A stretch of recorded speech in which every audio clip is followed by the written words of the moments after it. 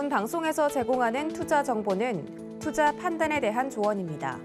방송에서 제공하는 주식의 가치, 가격 상승 및 가격 하락에 대해서는 방송사에서 보장하지 않습니다.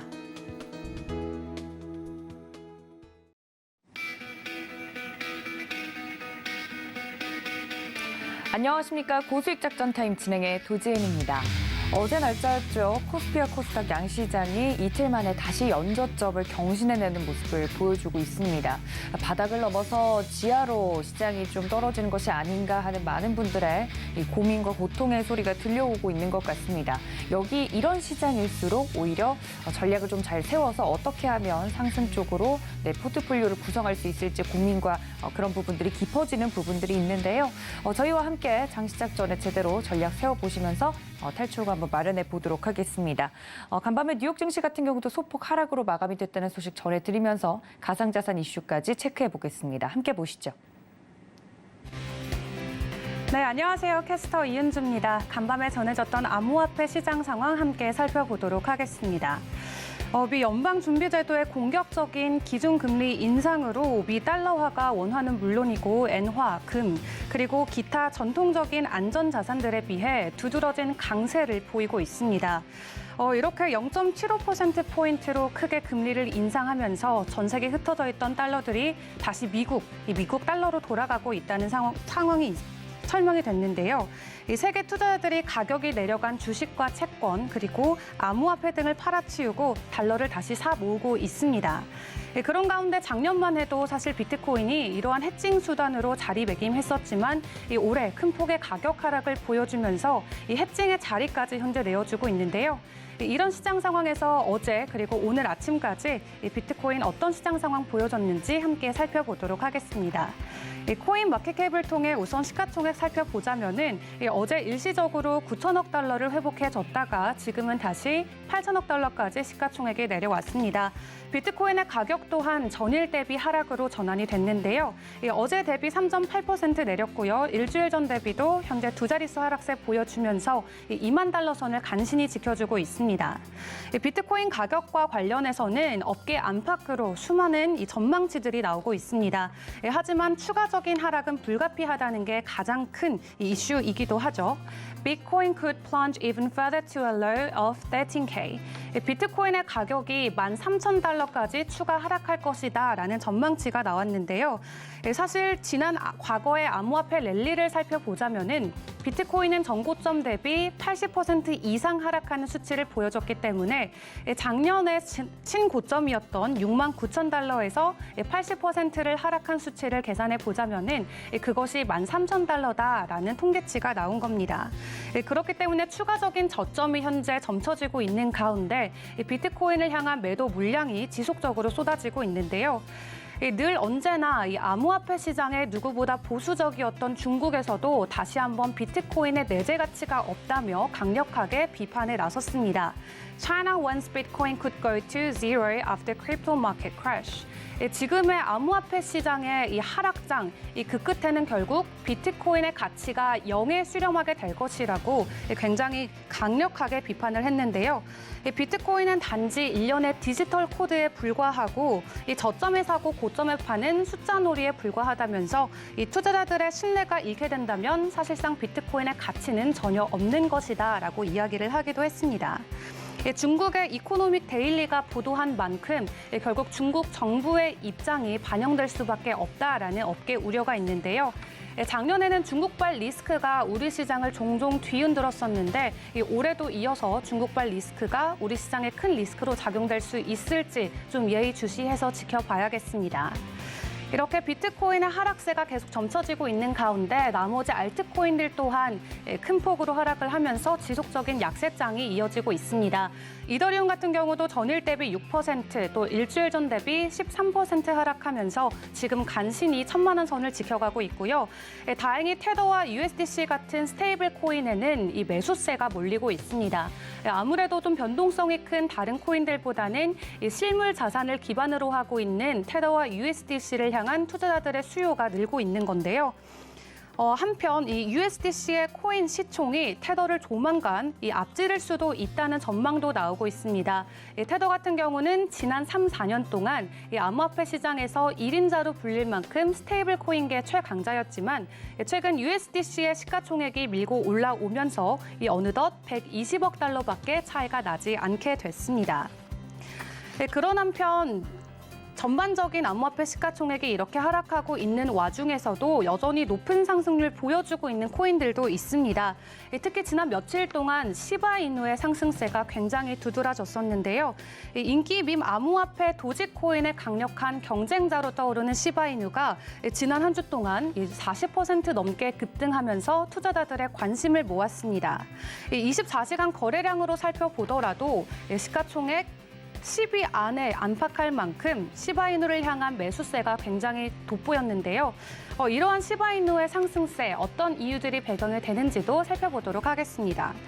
시바의 깜짝 반등세에는 상장 빔이 숨어 있었습니다. 유럽 암호화폐 거래소인 비트스탬프가 시바이누의 거래를 지원하겠다고 밝히자 이 상장 빔이 일어났고요. 뿐만 아니라 스페인의 부엘릴 항공이 항공권 구매에 시바이누를 지원하겠다라고 밝히면서 이 시바이누를 많이 사용할 수 있는 사용자가 늘어나면서 투자자들의 기대감도 같이 높아지고 있습니다. 또 얼마 전 방송을 통해서 이 시바이누가 준비하고 있는 레이어2 시바리움이 곧 출시될 거다라고 전해드리기도 했었죠. 낮은 수수료와 그리고 시바이누를 기반으로 하는 메타버스 플랫폼 출시가 예정이 되면서 많은 투자자분들께서 기대를 모으고 있는 것 같습니다. 하지만 이런 밈을 기반으로 하는 코인들은 이 일시적인 반등세에 그칠 수도 있기 때문에 투자에는 더욱 유의하셔야 될 것 같은데요. 그런 상황에도 불구하고 이렇게 크립토 윈터가 불어닥친 상황에 댕댕이들이 시장을 심폐소생하고 있다라는 말도 나오고 있습니다. 이 개를 모티브로 한 몇몇 강아지 코인들의 강한 상승세가 이어지고 있기 때문인데요. 최근 강아지 얼굴을 심볼로 쓰고 있는 코인들이 급등하면서 여러 코인들이 또 주목을 받고 있습니다. 그중 하나로는 포메리안의 얼굴을 하고 있는 코인, 포미코인을 살펴볼 수 있을 텐데요. 한때 100% 넘게 급등하기도 하면서 투자자들이 관심을 모으고 있습니다. 이 포미코인은 실제로 이 동물들을 위한 자선형 프로젝트로 알려져 있고요. 이더리움 블록체인 네트워크를 기반으로 하는 ERC20 토큰으로 출시가 됐습니다. 포미코인 프로젝트는 세계 곳곳에서 이 도움이 필요한 동물들에게 쉼터, 그리고 보건 서비스 등에 필요한 자금 조달을 목표로 하고 있습니다.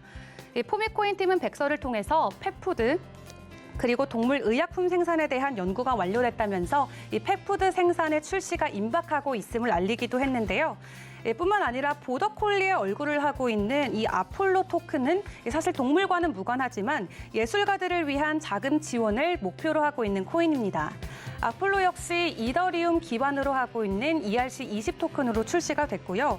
지난해 도지코인과 시바이누의 급등세를 잇따라서 다양한 이런 동물의 코인들이 인기를 얻으면서 다양한 경쟁들도 추가적으로 예상이 되고 있습니다. 다만 강아지 코인의 투자는 누구보다 그 어떤 것보다 신중해야 된다는 분석도 많은데요. 사실 이런 코인들은 내재 가치가 있기보다는 이 잠깐의 유행을 따라서 상승하는 말 그대로 밈코인으로 변동성이 매우 심하기 때문에 투자에는 유의하셔야겠습니다. 전반적으로 특징주들 그리고 시장 상황 살펴봤고요. 우리 시장 앞으로 어떤 전망들이 이어질지 전문가들의 의견도 살펴보도록 하겠습니다. 어제 전해드렸었죠. 이 비트코인의 숏 ETF 출시가 임박됐다라고 전해드렸는데 이를 두고 그레이스케일의 최고 경영자인 마이클 소넨샤인이 이 비트코인의 현물 ETF 출시에 대한 기대감을 표하면서 우리 시장이 다시 살아날 것을 기대하고 있습니다. 이 SEC가 비트코인과 관련해서 새로운 ETF들을 승인하고 있다는 것은 어떻게 보면은 가장 강력한 규제 기관이 암호화폐 시장에 점점 익숙해져가는 과정이라고 설명을 했는데요. 작년부터 비트코인의 10만 불 이 가격이 예측되면서 비트코인이 10만 불 가기 위해서는 비트코인의 현물 ETF 출시가 꼭 필요하다라고 업계 분석이 있었던 만큼 올해 비트코인의 선물 ETF는 출시가 됐고 이 현물 ETF 출시까지 이어질 수 있을지도 지켜봐야겠습니다. 한편 그레이스케일의 GBTC 현재는 선물 ETF로 거래가 되고 있는데 이 SEC 측에 현재 이 현물 ETF로 전환하는 거를 현재 신청해 놓은 상황입니다. 예정이고요. 이 SEC의 결정 마감일이 오는 7월 6일로 예정이 되어 있습니다. 오는 7월 비트코인의 첫 현물 ETF가 나와줄 수 있을지도 기대하면서 지켜봐야겠고요. 그런 한편 영국 은행의 부총재가 현재 같은 암호화폐 폭락장 속에 살아남는 암호화폐 기업들은 미래의 아마존 그리고 이베이와 같은 기업들과 함께 경쟁하는 테크 기업으로 성장할 것이다 라고 이 블록체인 자체 기술에 대한 기대감을 표하기도 했습니다. 사실 암호화폐의 올해 폭락은 5조 달러가 증발했던 닷컴 버블 때와 유사하다고 전하면서 그 당시에도 많은 기업들이 사라졌지만 기술은 사라지지 않았다고 핵심을 짚어냈는데요. 이 암호화폐도 금융 측면에서는 다양한 잠재력을 지니고 있기 때문에 수개월간 무슨 일이 발생하더라도 암호화폐 기술과 또 이를 응용한 금융은 지속될 것이라고 내다보고 있습니다. 제2의 아마존은 누가 될지 기대하는 마음으로 지켜보면 좋을 것 같고요. 마지막으로 바이낸스 소식 전해드리겠습니다.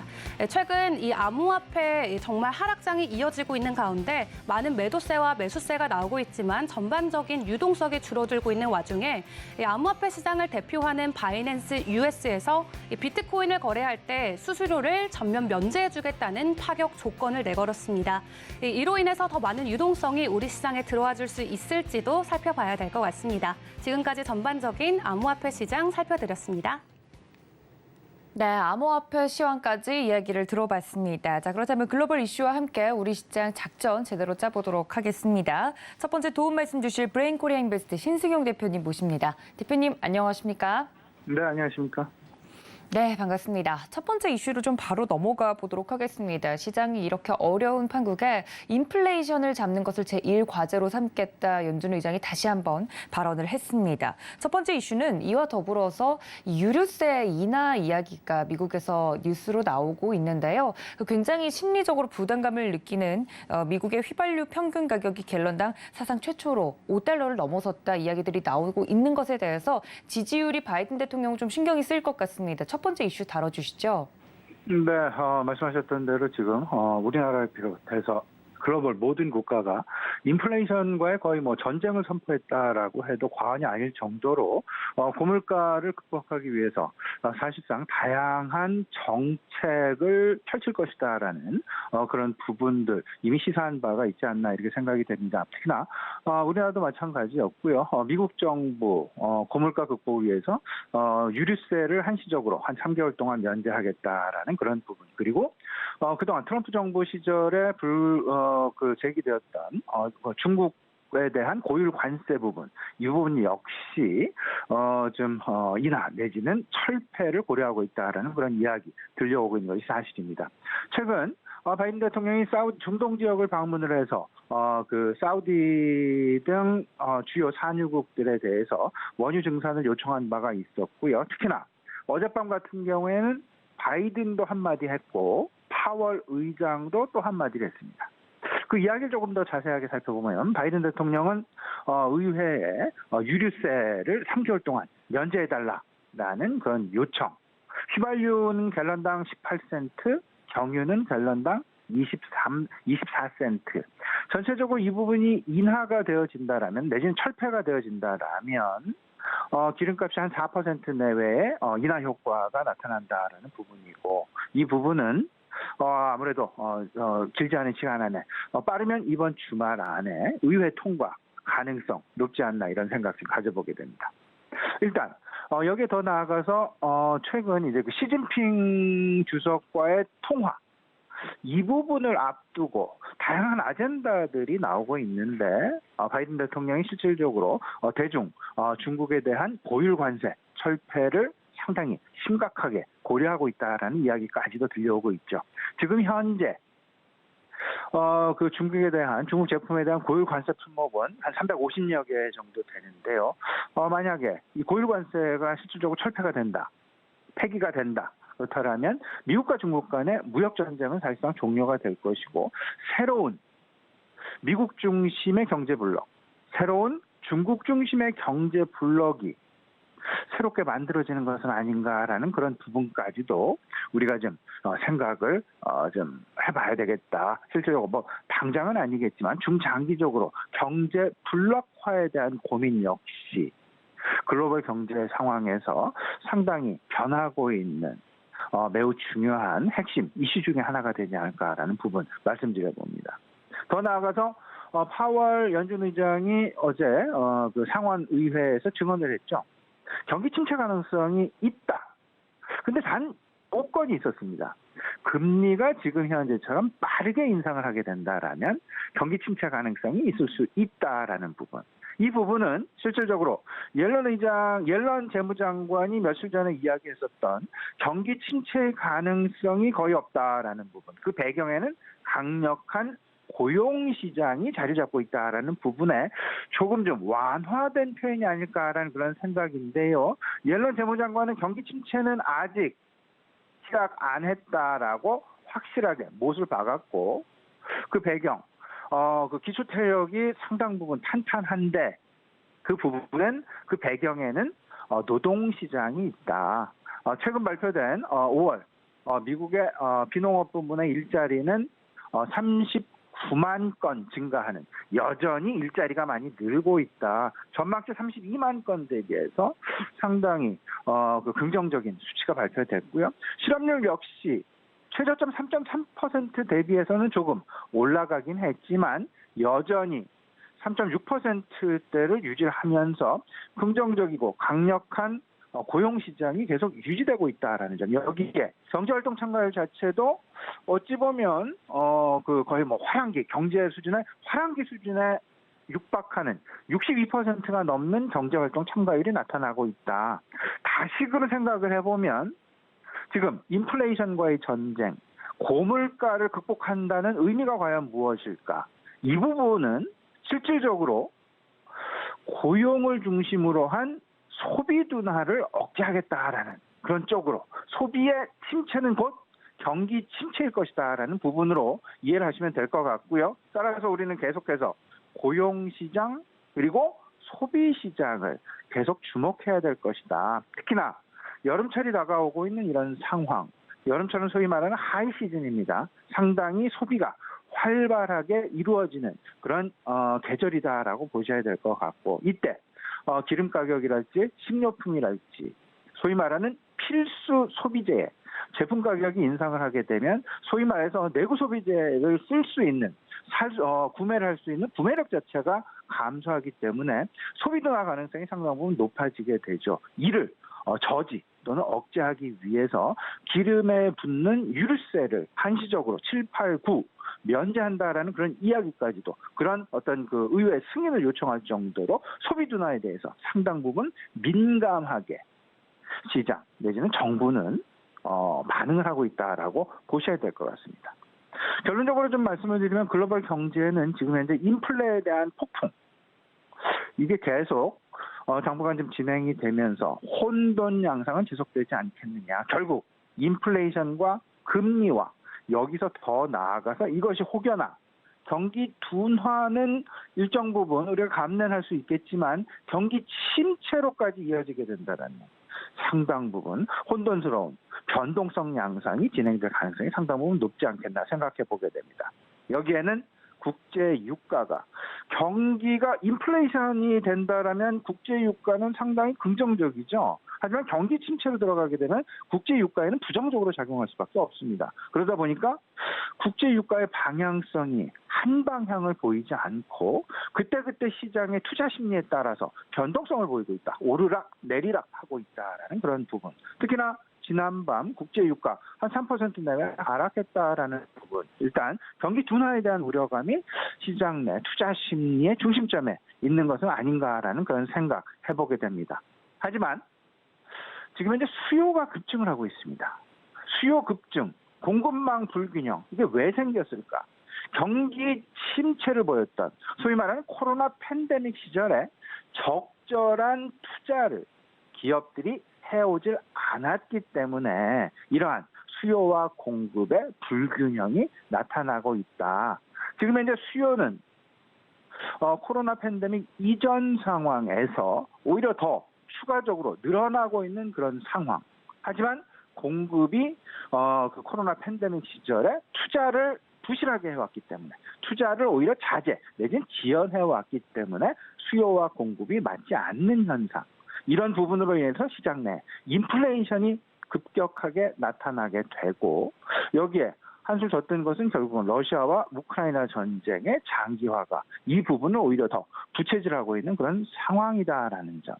여기에 미 연준 그리고 각국 주요국들의 어떤 돈 풀기 정책 이런 부분들이 어찌 보면 지금 현재 인플레 상황은 나았고 하지만 지금 현재 통화가 긴축으로 간다 하더라도 재정 행정부 측면에서 확대 정책이 계속 유지가 되고 있기 때문에 통화 쪽에서는 긴축이 되지만 재정에서의 확대라는 부분 이게 일정 부분 균형을 맞게 하면서 경제는 지속적으로 성장을 할 가능성이 높지 않을까라는 그런 기대감 충분히 우리 시청자 여러분 너무 우울하게 생각하지 마시고 긍정적으로 좀 생각해 보실 필요가 있어 보이고요. 하지만 지금 이제 투자 심리는 일단 상당 부분 경기 쪽에 경기가 침체 내지는 둔화될 것이냐라는 쪽에 몰려가고 있기 때문에 일단 지금 이제 그에 대한 가장 중요한 선행 지표인 고용 지표를 주목해야 될 것이다. 소비 지표는 아무래도 동행 지표일 수밖에 없습니다.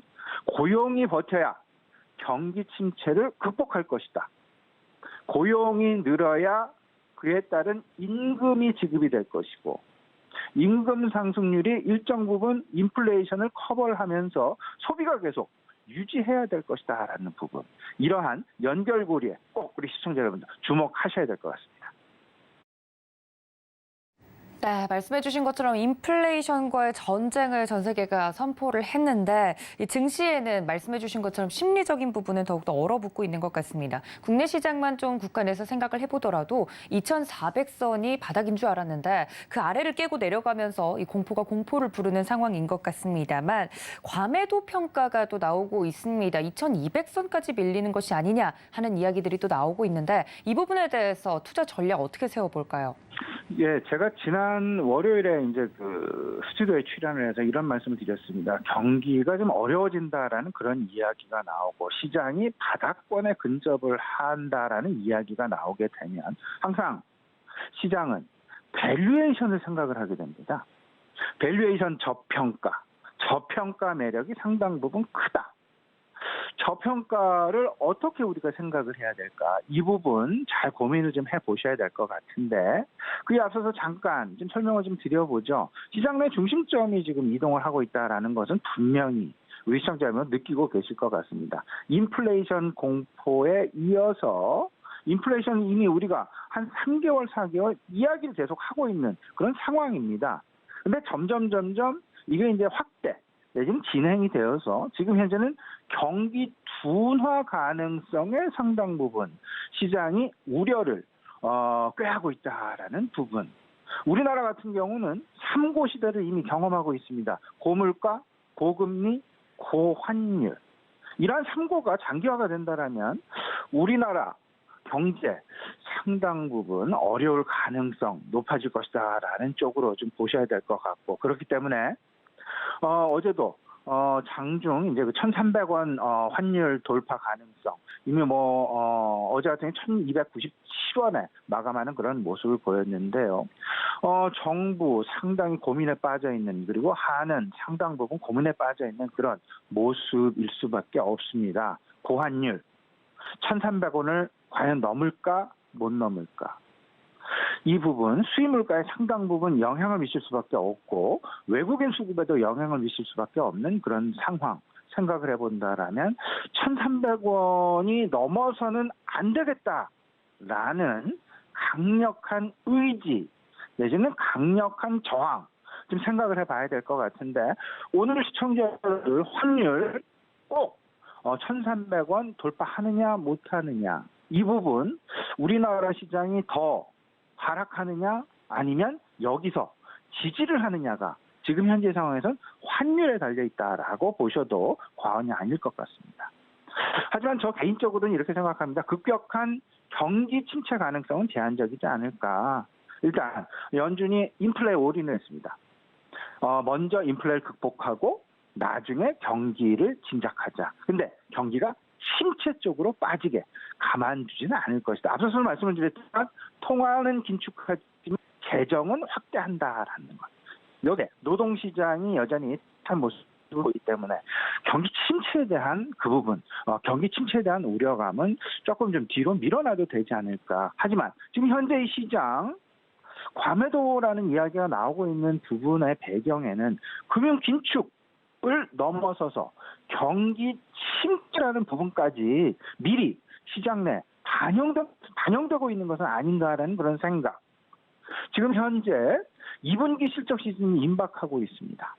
2분기 실적 시즌. 이 부분에 대해서 우리가 꼭 유념해서 봐야 될 것 같은데, 경기 침체와 관련해서도 변동성에 대해서 좀 생각을 해보셔야 되는데, 실물 시장은 인플레 공포가 경기 침체로 가는 스태그플레이션에 대한 우려감 아직 가진 않았습니다. 금융시장은 금융경색에 대한 우려감, 결국 금리 발작이 이미 진행이 됐는데 이게 혹여나 신용 발작으로까지 확산되는 것은 아닌가라는 그런 우려감 갖기에 충분하다. 다행스럽게 미국이 선제적인 대응을 좀 했습니다. 오늘 저녁에 미국의 은행권 스트레스 테스트 결과 발표한다고 하니까요. 이 부분 상당 부분 우리 시청자 여러분 주목해 보셔야 될 것 같습니다. 네, 시청자분들이 챙겨가면 좋을 법한 챙겨가야 할 이슈까지 짚어드렸습니다. 다음은 히든 이슈로 넘어가 보도록 하겠는데요. 이렇게 금리 상승 진입기에 기업 선별 조건을 까다롭게 또 따져봐야 될 것 같습니다. 오히려 펀더멘탈 측에 집중을 해서 봐야 된다는 이야기들이 나오고 있는데, 이런 시기일수록 어떤 기업 선별 조건 어떻게 저희가 좀 챙겨볼까요, 대표님? 네, 일단 미국 연준이 지난 6월 FMC에서 기준금리 올해 말 기준금리 전망치를 상향 조정했습니다. 상당폭 상승시키는 상향 조정하는 수정치 3.4%. 올해 FMC가 4차례 남았으니까요. 최소한 한 번 정도는 자이언트 스텝 가능성이 있지 않을까라는 부분 조심스럽게 생각을 좀 해보고요. 분명한 것, 금리 상승에는 분명합니다. 분명한 팩트가 되겠습니다. 그러면 여기서 우리가 포트폴리오를 구성하는 기업 선별에 대한 관점을 변화시켜야 되겠다. 마침 2분기 실적 시즌도 다가오고 있는 그런 상황이 되겠습니다. 금리 상승기, 시장은 성장성보다는 유동성에 집중을 할 것이고 PER보다는 PBR에 오히려 더 주목을 할 수밖에 없다. 이 이야기는 결국 안정적인 성장을 하는, 급성장을 하는 기업이 아닌 안정성장을 지속하는 그런 기업에 관심을 가질 것인데요. 그 유동성을 따지는 지표, 상당히 중요한 지표가 있습니다. 바로 이자 보상 배율이 되겠습니다. 그리고 부채 비율도 마찬가지가 되겠고요. 지금과 같은 환율 상승기, 특히나 외화 부채가 많은 기업들은 부담이 증가할 수밖에 없다라는 점, 이 부분까지 역시 챙겨보셔야 될 것 같은데, 따라서 고금리에 따른 이자 부담이 늘어나고 그러면 현금성 자산이 많은 기업에 주목을 해야 될 것이다. 지금 당장은 신용 리스크가 부각되지는 않지만 회사채가 만기가 도래하는 한 2023년 내외 점차 기업들은 리파이낸싱에 대한 대환 차환 거래에 대한 부담이 늘어나게 될 수밖에 없게 될 것이고, 이럴수록 기업들의 크레딧 디폴트 리스크는 증가하게 될 것이다. 경기 둔화기, 금리 상승기, 기업별로 재무 건전성에 대해서 관심을 계속 가지셔야 되는, 특히나 앞서서 말씀을 드렸던 이자 보상 배율, 1이 넘는 기업들에 꼭 관심을 가지자. 1에 근접해 있거나 1 미만은 기업은 지금 현재 상당히 위험을 향해서 다가가고 있다라는 부분 꼭 생각을 하셔야 될 것 같습니다. 마지막으로 간단히 오늘자 전략 소개해드리겠습니다. 지금 현재 시장 변동성 국면에서 크게 벗어나지 못하고 있는 그런 상황입니다. 3고 시대, 결국은 리세션에 대한 공도 이어지고 있다라고 보셔야 될 것 같고, 제가 우리 시청자 여러분께 말씀드리고 싶은 부분은 7월 초 2분기 실적 시즌이 임박하고 있습니다. 이럴 때일수록 밸류에이션에 대한 매력을 찾아야 되는데, 밸류에이션 저평가 어떤 부분에서 나올까? 결국은 안정성장 중심의 포트폴리오를 좀 현실적으로 구성해보자. 여름철 계절 모멘텀 분명히 관심 가지셔야 될 것 같고요. 정책 관련주, 특히나 정책이 복구되는 원자력이랄지 조세가 감면되는, 규제가 완화되는 그런 업종군에 대한 관심. 그리고 또 하나, 2분기 실적 시즌이 다가오면서 금융 긴축기, 신용 리스크에 대한 우려를 서서히 우리가 높여가야 될 것이다. 성장성보다는 유동성에 관심을 가지시면서 이자 보상 배율 지표 이 부분 꼭 챙겨 보셔야 될 것 같습니다. 네, 이렇게 오늘장 전략에 대한 이야기까지 깔끔하게 들어봤습니다. 지금까지 브레인코리아 인베스트 신승용 대표님과 함께했습니다. 대표님 고맙습니다. 네, 다음 전문가님과 함께 고수익 작전 타임 이어가 보도록 하겠습니다. 메리츠증권의 황혜수 차장님 연결되어 있습니다. 차장님 안녕하십니까? 네, 안녕하세요. 네, 반갑습니다. 첫 번째 이슈로 바로 넘어가 보도록 하겠습니다. 늘 비슷한 질문을 드릴 수밖에 없는 상황인 것 같은데요. 국내 증시에 좀 집중해서 이야기를 해보도록 하죠. 코스피와 코스닥 또다시 연중 최저치를 좀 경신하고 있다라는 안 좋은 소식 전해드리고 있는데요. 바닥이 어딘지 가늠하기 무서울 정도입니다. 최근 이렇게 시장이 특히 아시아 시장 안에서도 우리나라 시장이 계속해서 하락하고 있는 원인 어떤 원인인가요?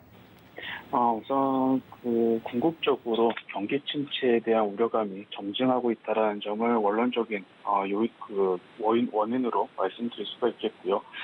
외국계 자금이 유출이 계속해서 나타나면서 국내에서는 내부적으로 어떤 가계부채 리스크 그리고 삼성전자와 SK하이닉스를 필두로 한 전반적인 글로벌 IT 업황의 우려감이 복합적으로 작용을 하면서 외국인의 자금 유출이 지속되는 것이 시장의 하락의 하방 속도를 더 잡고 있다라고 보시면 될 것 같고요.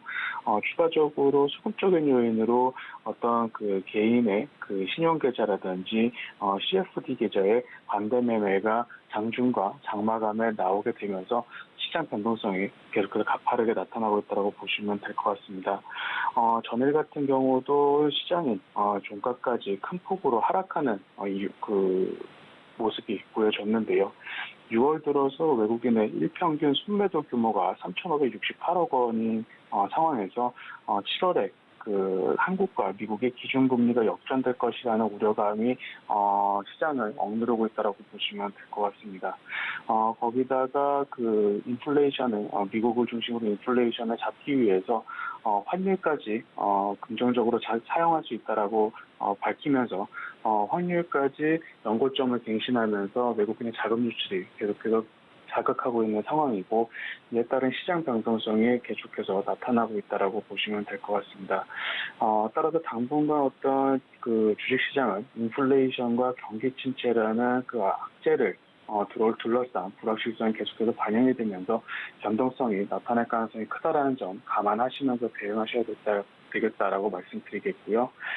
다만 현재 밸류에이션적인 측면으로 살펴봤을 때는 그리고 기술적으로 봤을 때는 확연한 과매도 구간이면은 틀림없다라는 점은 항상 생각하시면서 시장을 대응하셔야 될 것 같습니다. 네, 앞서서도 이 언더슈팅, 과매도 구간에 대한 이야기를 좀 나눠봤는데 다시 한번 차장님께서 짚어봐 주시네요. 말씀해 주신 것처럼 수급적인 측면만 보더라도 어제 우리 시장에서 외국인들이 가장 많이 정리한 종목으로 삼성전자와 SK하이닉스 그리고 삼성 SDI 등이 꼽히고 있고 기관들 같은 경우도 강세장에 베팅하는 ETF 상품은 팔고 지수가 하락할 때 이익을 보는 인버스 ETF 상품을 담았다는 점까지 체크가 되고 있습니다. 이런 상황 속에서 환율에 대한 부담감 도 커져가고 있는데요. 1,300원, 1,300원 이야기를 했지만 정말 턱 밑까지 치고 올라와 준 상황입니다. 이런 부분에서 봤을 때 환율 지표를 최근에 많이 확인을 하게 되는데요. 이에 대한 시장 대응 전략 짚어주신다면요. 환율이 최근에 연고점까지 올라온 상황은 앞서도 말씀드렸지만 미 연준의 경기 침체를 불사하더라도 인플레이션을 잡겠다라는 강력한 드라이브를 걸기 시작하면서 달러의 이런 강세 효과가 계속해서 나타나고 있는 상황인데요.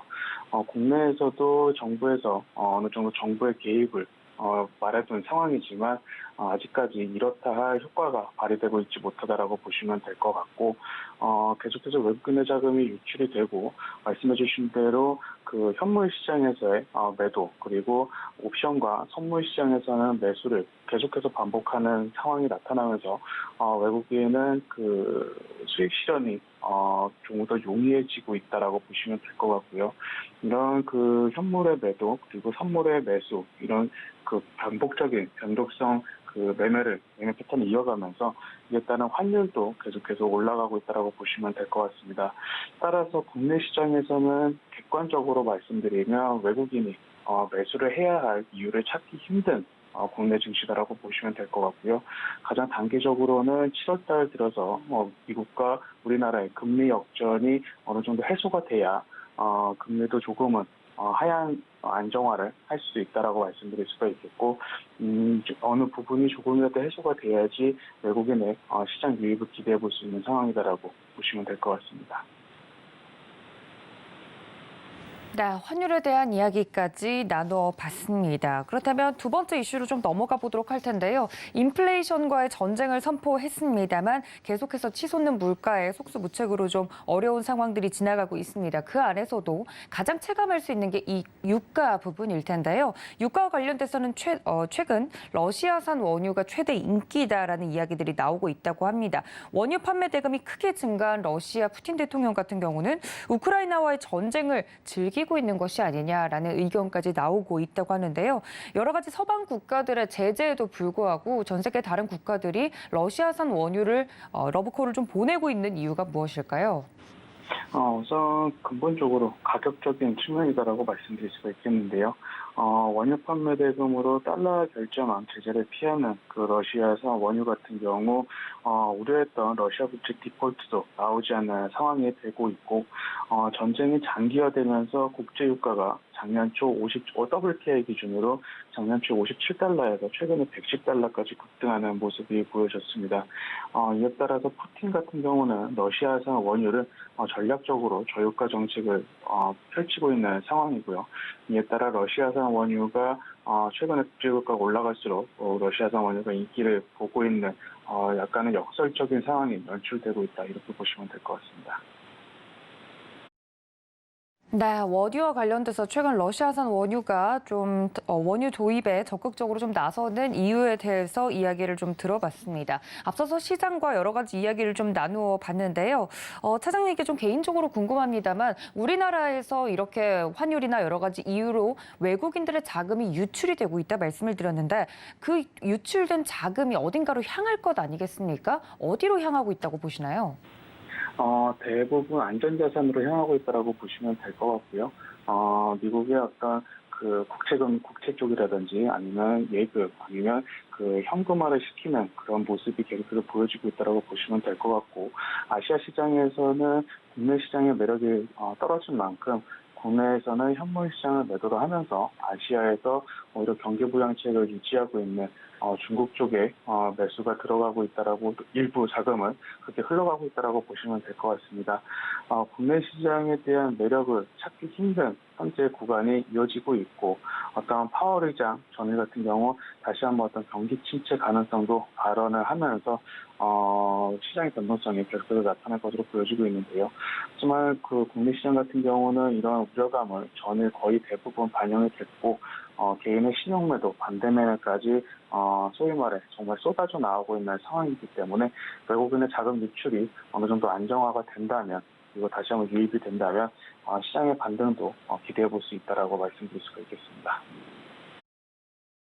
네, 투자를 하시던 분들의 자금이 어딘가로 이동이 되고 있는 것 같긴 한데 그 출처를 알 수가 없어서 좀 확인을 해봤습니다. 안전자산 쪽으로 옮겨가고 있는 것 같다라는 점까지 체크를 해봤고요. 그렇다면 차장님, 오늘장 저희 시장 대응 전략은 어떻게 세워볼까요? 말씀드린 대로 시장의 변동성이 계속해서 나타나고 있는 상황입니다. 파월 연준 의장 같은 경우는 어제 이어서 오늘도 관련된 발언이 예정이 되어 있는데요. 이에 따라서 미국 시장도 변동성이 나타날 수 있다는 점에서 지금 와서 말씀드리기는 좀 어불성설인 모습이지만 보수적인 시장 대응이 필요하겠다라고 말씀드릴 수가 있겠고요. 최근에 그 시장이 악재에 조금 더 민감하게 반응하는 그 리세션에 대한 공포가 시장을 덮고 있는 상황이다라고 보시면 될 것 같습니다. 따라서 주식을 보유하고 계신 분들이라면 굉장히 고통스러운 시간을 보내고 계시겠지만 레버리지는 줄이는 상황에서 전부 매도로 진행을 하시기보다는 홀드 전략으로 보유하시는 포트폴리오를 계속해서 관찰하시는 것이 좋겠다라고 말씀드릴 수가 있겠고요. 현금을 보유하고 계시고 매수를 보유하고 계신 분들이라면 저점을 생각하시기보다는 지금 밸류에이션에서는 굉장히 싸다라는 마인드로 접근을 하시면서 조금씩 분할 매수로 접근하셔도 나쁘지 않은 가격 구간이다 이렇게 말씀드리겠습니다. 네, 이렇게 오늘장 전략에 대해서까지 이야기를 들어봤습니다. 지금까지 메리츠증권의 황혜수 차장님과 함께했습니다. 차장님 고맙습니다. 감사합니다.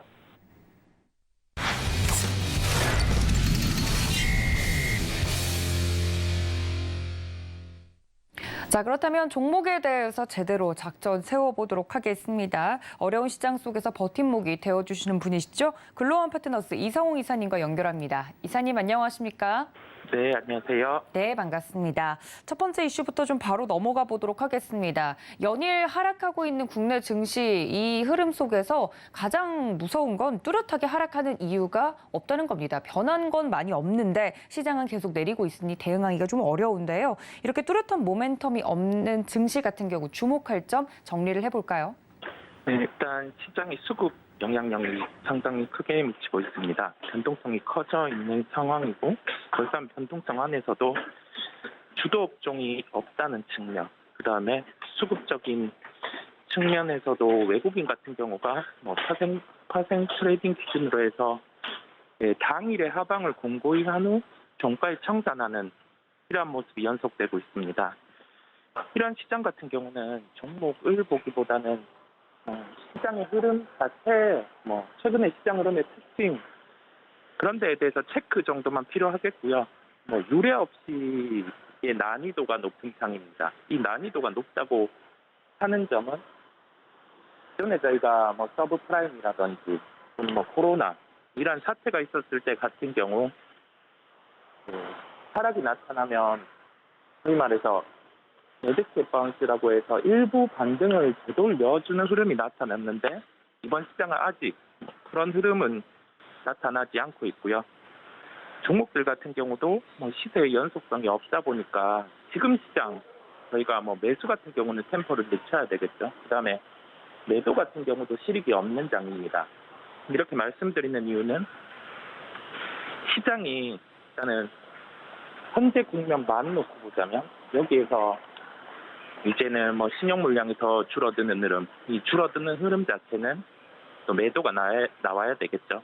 그다음에 매도가 매도를 부르는 소위 말해서 투매가 한 2번 정도 반복이 되고 시장이 손을 할 때는 통상적으로 한 PBR 0.8, 0.9 구간까지는 반등이 나타나기 때문에 현재 지수와 비교해서 매도에 실익이 없다고 말씀을 드리는 거고, 필히 현금 비중 자체가 없으신 분들은 저도 현금의 그 여유를 좀 채워 넣을 필요가 있다는 시장이라고 말씀드릴 수 있겠습니다. 네, 첫 번째 이슈에 대해서 자세하게 좀 이야기를 해주셨습니다. 수급의 영향을 굉장히 많이 받고 있는 시장이다 정리를 좀 해드렸는데요. 이런 시장일수록 어떤 종목을 봐야 될지 많은 분들이 이 난이도가 높은 시장 속에서 대응이 어려우실 것 같습니다. 이사님, 그렇다면 특징적인 종목은 어떤 종목을 볼까요? 네, 오늘은 KT를 말씀드리겠습니다. KT 같은 경우는 기본적으로 최근에 실적도 올라왔고 기존에는 방어주 성향이 있는 종목이었습니다. 현재 시가총액은 9조 4천억 원대 수준인데요.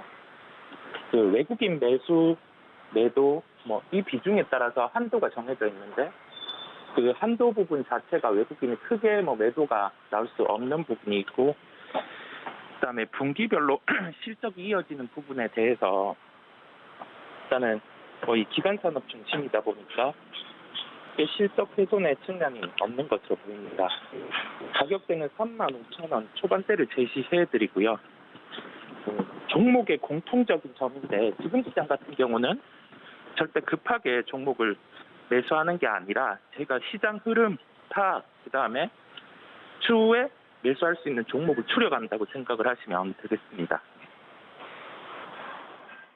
네, 방어주 성격을 띠고 있는 KT 이야기를 좀 해드렸습니다. 이런 시장 속에서 어떤 종목이 좀 버텨줄 수 있을까 고민이신 분들은 첫 번째 특징적인 종목까지 챙겨가 주시면 좋을 것 같습니다. 자, 그렇다면 두 번째 이슈로 넘어가 보도록 하겠습니다. 이런 시장, 굉장히 어려운 시장이 계속 연출되고 있다 말씀을 드렸는데 가장 어려운 이유는 주도주가 없기 때문이 아닐까 싶습니다. 주도주가 없는 이런 시장 속에서 다음 주도주를 좀 기다리는 마음으로 여쭤보자면 향후 주목할 만한 업종 어느 쪽 보고 계실까요? 네, 일단 시장의 변동성 구간입니다.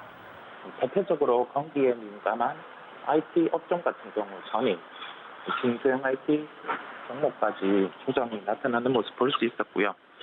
지금은 밸류에이션 측면에서 싸다고 해서 종목을 접근하는 구간은 아닙니다. 왜냐하면 이 실적에 바탕한 밸류에이션 자체가 올해 연간 전망치라든지 이 연간 전망치의 감익이 이루어진 실적이라고 하더라도 이 분기별로 변동성이 클 수 있다는 점, 그리고 기판 같은 경우는 지금 분기별 실적이 올라감에도 불구하고 어제 조정이 나왔거든요.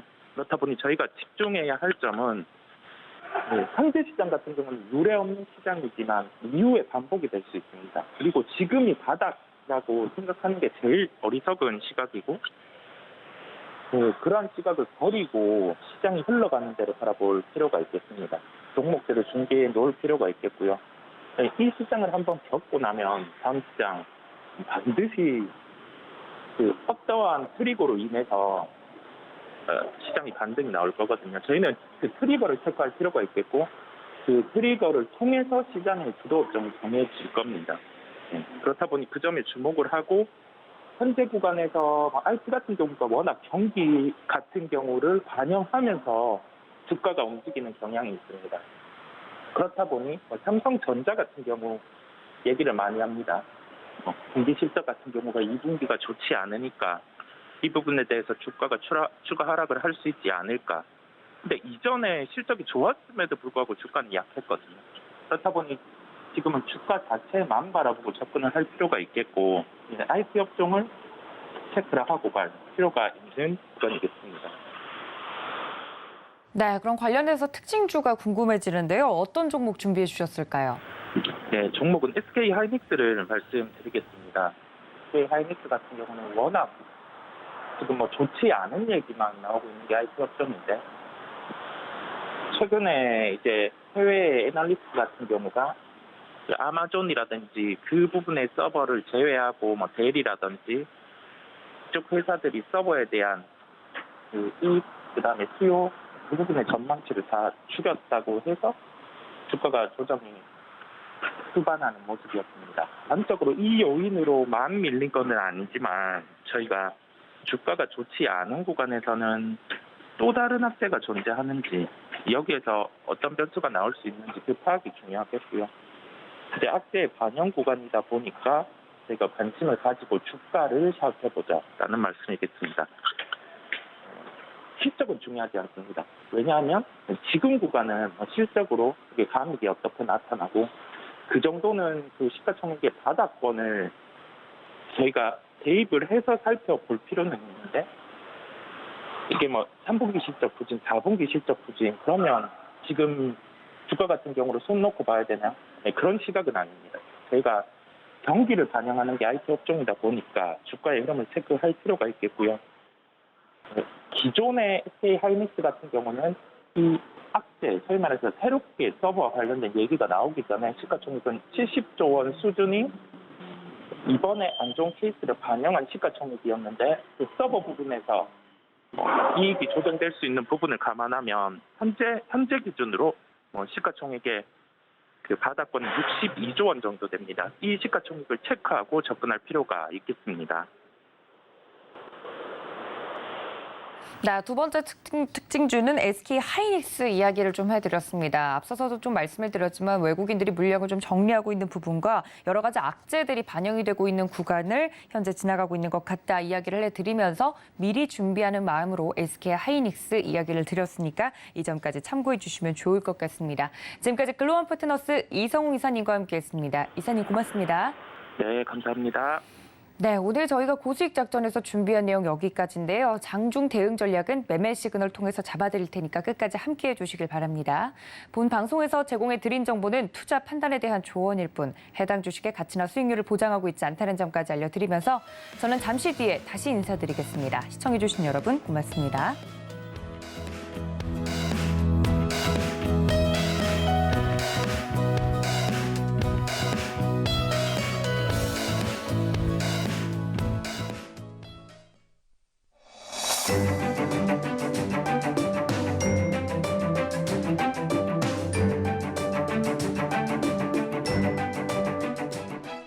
안녕하세요. K웨더 라이프스타일 예보 박유라입니다. 오늘은 전국이 장마 전선의 영향으로 비가 오겠습니다. 오전에 중서부를 시작으로 오후에는 전국 대부분 지역으로 확대되겠는데요.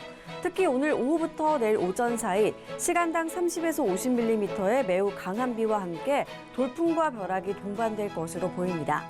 예상되는 비의 양은 강원 영동과 경북 해안에 10에서 50, 서울을 비롯한 그 밖의 지역은 30에서 80, 많은 곳은 중북부와 남해안, 산간으로 최고 200mm 이상의 폭우가 예상됩니다.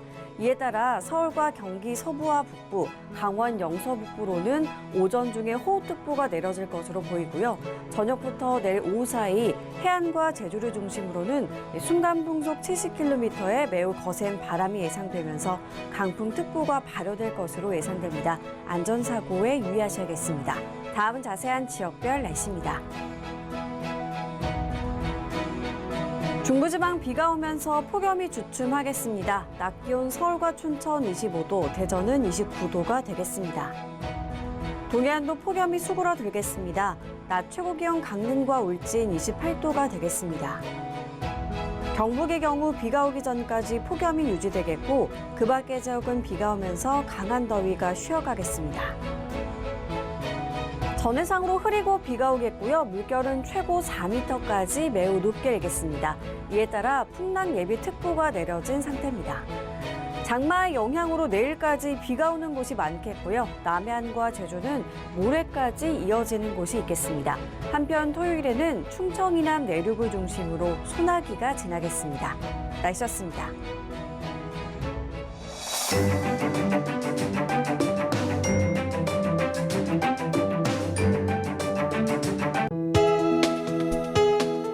본 방송에서 제공하는 투자 정보는 투자 판단에 대한 조언입니다.